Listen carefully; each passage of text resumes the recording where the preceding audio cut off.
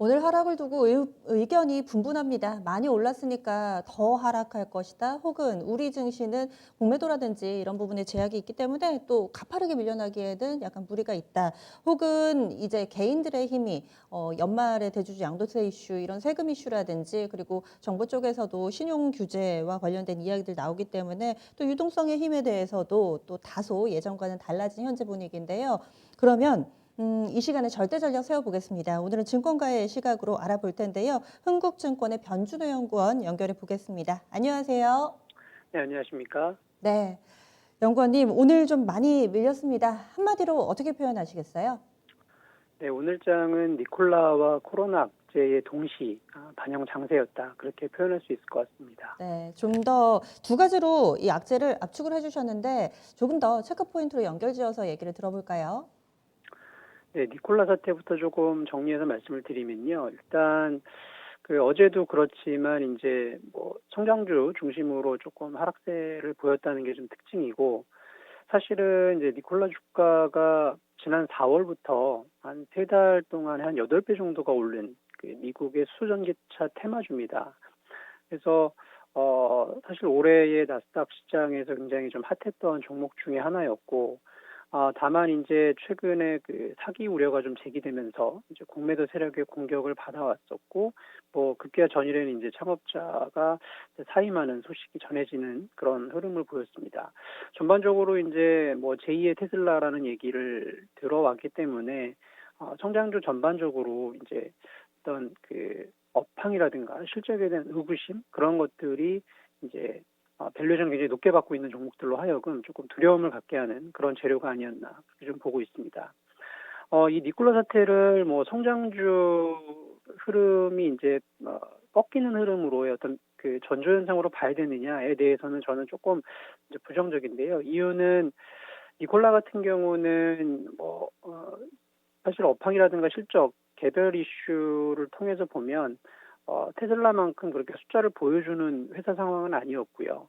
그래서 좀 니콜라 사태를 조금 의심스럽게 보는 입장에서 보더라도 이거를 뭐 전기차 시장 전체에 대한 회의라든가 또 성장주 전체에 대한 그런 의구심으로 확대 해석하는 건 좀 무리가 있다 봅니다.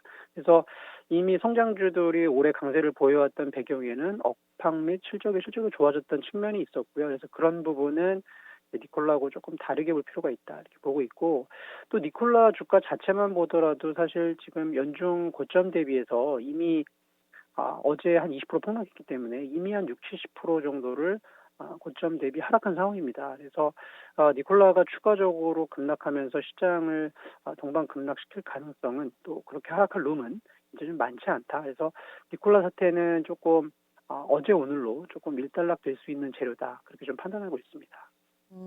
네. 니콜라가 오를 때도 우리 증시에 그만큼의 영향을 미쳤다고 보세요?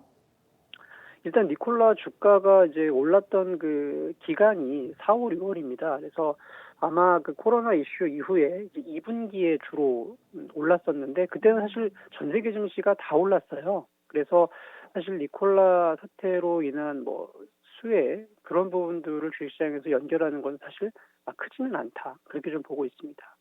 그래서 약간은 좀 혼란스러워서요. 사실은 미국 시장에서 우리 시장과 대비해 봤을 땐 뭐 그렇지만 미국 시장 대비로는 굉장히 큰 종목은 아닌데 이 종목 하나가 그렇게 큰 우리 시장의 지수 자체를 급락으로 이끌 만한 그런 트리거가 됐을까라는 데 있어서 여러 가지 좀 생각이 들었는데 일단 연구원님 관점에서는 이 부분이 성장주의 투자 심리에는 스크래치를 낼 수 있을 법한 이슈였다. 이렇게 봐주셨네요. 그리고 하나 더 있잖아요. 이 코로나 악재. 코로나가 유럽 지역에서 상당히 좀 빠르게 확산돼 가고 있다는데 이것은 좀 더 장기적으로 볼 만한 악재인지 아니면 오늘 시장에만 악재로 영향을 미친 건지 이런 부분도 함께 좀 봐주시죠.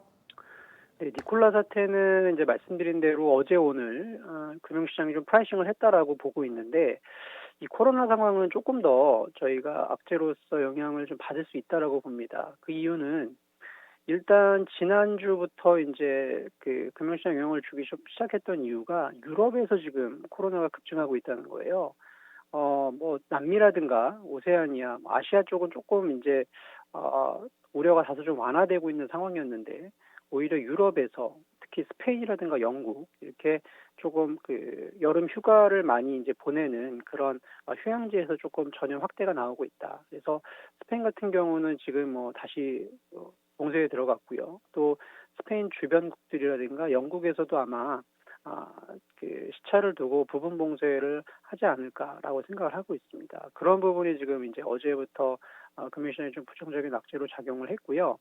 근데 이제 유럽을 지금 그 악재로 우리가 금융시장에 좀 반영을 하고 있는 상황인데 사실은 뭐 여름 휴가 시즌을 뭐 유럽뿐만 아니라 이제 미국도 일정 부분 보냈을 겁니다. 그래서 시차를 두고 미국에서도 이 여름 휴가 이후에 코로나가 다시 증가하는 그런 패턴을 후행적으로 좀 보일 가능성이 있고요. 특히 미국 같은 경우는 이제 9월부터 10월 독감 시즌이 시작됩니다. 그래서 독감 환자들이 보통 좀 급증하기 시작하는 시기이기 때문에 이 독감 환자들하고 이제 코로나 그 이슈가 연계되면서 트윈데믹이라고 하는 그 리스크가 여전히 좀 부각될 여지가 있다. 그게 좀 보여지고 우리나라 같은 경우도 이제 다음 주 추석이 다가오고 있지 않습니까? 그래서 아무래도 뭐 이동 수요라든가 또 군집 효과 이런 것들이 있겠죠. 그래서 지금 상황은 뭐 유럽만을 굉장히 걱정하고 있는 상황이지만 사실은 이번 주나 다음 주까지 해서는 미국이나 우리나라에서도 코로나가 다시 좀 증가할 수 있다는 우려가 한두 차례 더 반영될 여지가 있다라고 봅니다. 그래서 이 코로나 이슈는 사실 어제 오늘 정도로만 끝나기에는 아직은 좀 이르다라고 보고 있고요. 한 1, 2주가량 더 조금 우려를 반영할 수 있는 여지는 남아있다. 그렇게 보고 있습니다. 맞아요. 사흘째 국내에서도 코로나 확진 환자 수 두 자릿수다 마냥 좋아할 게 아니라 경각심을 가져야 할 부분인 것 같습니다. 또 추석을 앞두고서 이런 부분들이 재차 확산될 만한 우려감 국내외에서 함께 좀 봐주셨는데요. 그렇다면은 오늘의 하락이 일시적일지 아니면은 좀 추세적으로 조금 더 아래쪽으로 하방으로 열어놔야 될지 여기에 대해서는 어떤 전망 가지고 계신가요? 네, 일단 시장의 단기 조정의 어떤 성격과 또 조정의 폭 등을 좀 예상을 해봐야 되는데요. 그 지난주 이후로 이제 악재로 부각된 게 이제 니콜라 사태와 코로나 재료 이런 부분이고, 다만 이런 재료들이 이제 지속 가능한 악재냐, 그런 새로운 악재냐라고 보지는 않습니다. 그래서 지금 영향을 주고 있는 변수들은 사실 증시의 약세장 전환의 어떤 신호로 판단할 재료까지는 아니다 그렇게 보고 있고 또 그 나스닥 시장 같은 경우는 그 9월 초에 보면 그 이격도 수준이 20년 만에 최고치를 기록했습니다. 그만큼 지수가 좀 단기 과열권에 있었고 그런 부분을 조금 해소해야 되는 과정이 필요했던 것이죠. 그래서 지금 나스닥을 중심으로 한 미증시 하락은 사실 나와야 될 때 나온 조정이다. 그렇게 좀 보여집니다. 그래서 지금 나스닥 지수가 이제 12,000포인트까지 갔다가 1,700포인트 부근까지 좀 밀린 상황이고요. 아까 말씀드린 것처럼 지금 유럽에서 다시 시작된 코로나 이슈가 이제 시차를 두고 미국하고 우리나라로 연결될 수 있는 그 연결고리를 생각해 보면 추가적으로 좀 더 하락할 여지는 남아 있다 그렇게 보고 있고 나스닥 기준으로 보면은 10,000포인트 부근에 근접할 때 아마 좀 의미 있는 저가 매수세가 유입될 거라고 예상을 하고 있습니다. 제가 그 나스닥 10,000포인트 부근을 이제 지지대로 좀 보는 이유는요.